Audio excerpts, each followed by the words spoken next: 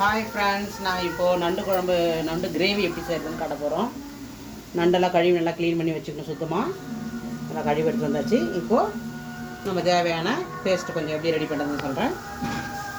வெங்காயம், சின்ன வெங்காயம் ஒரு 4-5 வெங்காயம் எடுத்துக்கணும். ஃபஸ்ட்டு வெங்காயம், அது கூடவே பூண்டு பல் ஒரு 5-6 பூண்டு பல், இஞ்சி ஒரு துண்டு, ஜீரகம், சோம்பு இதெல்லாம் கொஞ்சம் போட்டுக்கணும். மிளகு கொஞ்சம் போட்டுக்கணும்.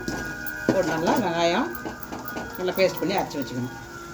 ஃபஸ்ட்டு எண்ணெய் ஊற்றி கடுகு போட்டு சின்ன வெங்காயம் கட் பண்ணி வச்ச வெங்காயத்தெலாம் நல்லா பீஸாக கட் பண்ணி போட்டுக்கணும். ப்ளஸ் தக்காளி ஒரு 1.5 தக்காளி ஆட்டம் நல்லா கட் பண்ணி நல்லா நசுக்கி போட்டு நல்லா கிரேவி மாதிரி வணக்கணும். நல்லா இப்போ நல்லா வணங்கிட்டு இருக்கு. வணங்கும் போது கொஞ்சம் மஞ்சள் தூள் கொஞ்சம் போட்டுக்கணும். சிறிதளவு ஒரு 2 ஸ்பூன் போட்டால் போதும். மஞ்சள் தூள் கொஞ்சம், என்கிட்ட சில்லி பவுடர் ரெட் சில்லி கொஞ்சம் போட்டுக்கணும். ஒரு ஸ்பூன் அளவு போட்டால் போதும். உங்கள்கிட்ட எந்த சில்லி பவுடர் இருந்தாலும் சரி நீங்கள் வந்து போடலாம். நான் கொஞ்சமாக காரத்துக்கு தகுந்த மாதிரி கொஞ்சமாக போடுறேன். உங்களுடைய காரத்துக்கு தகுந்த மாதிரி நீங்கள் வந்து போடுங்க. நெக்ஸ்ட் வந்து மல்லித்தூள் கொஞ்சம்,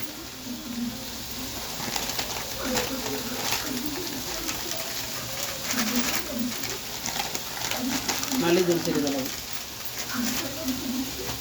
இப்போ நம்ம மிக்ஸ் பண்ணலாம். ட்ரை ஆகிடுச்சுன்னா ஒரு கொஞ்சம் தண்ணி ஊற்றிக்கலாம். கொஞ்சம் ரொம்ப ட்ரை ஆகிடுச்சுன்னா அடி பிடிச்சிக்கும். கொஞ்சம் தண்ணி ஊற்றிக்கோங்க. நான் தண்ணி ஊற்றி தான் கொஞ்சம் கலக்குறேன். நெக்ஸ்ட்டு நம்ம இப்போ கழுவி வச்ச நண்டு எடுத்து நம்ம இதில் போடணும்.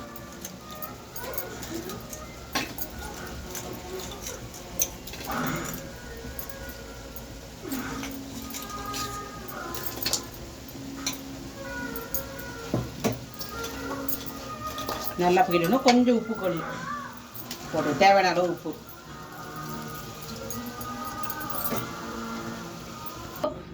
இப்போ தண்ணி கொஞ்சம் ஊற்றியாச்சு. இந்த நண்டு வேகத்துக்காக கொஞ்சம் தண்ணி ஊற்றிருக்கிறோம்.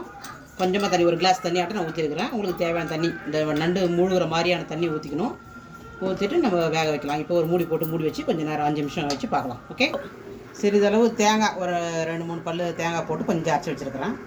தேங்காய் கொஞ்சமாக ஊற்றினா போதும், நிறைய வேணாம். இப்போது குழம்பு வெந்துட்டுருக்குது. நண்டு வெந்ததுக்கப்புறம் இதை நம்ம கடைசியாக ஊற்றணும். அது எப்படின்னு பார்க்கலாம்.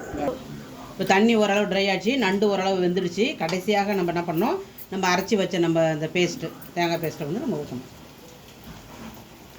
கொஞ்சமாக ஊற்றினா போதும், நிறைய ஊற்றினா ரொம்ப நல்லா இருக்காது. கொஞ்சமாக ஊற்றணும். இது மிக்ஸி கொஞ்சம் கழுவி ஊற்றணும்.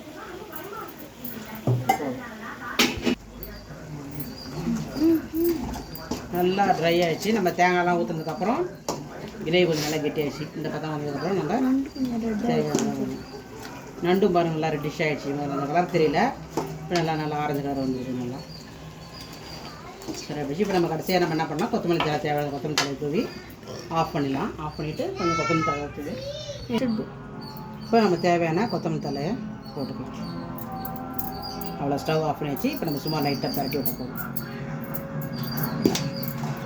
அவ்வளோதான். மூடி வச்சுட்டு சூடாக இருக்கும்போது சாப்பிட்டா நல்லாயிருக்கும். கொஞ்சம் நேரம். ஓகே, தேங்க்யூ ஃபார் வாட்சிங் திஸ். ஓகே, பிடிச்சிருந்தா லைக் பண்ணுங்கள், சப்ஸ்கிரைப் பண்ணுங்கள்.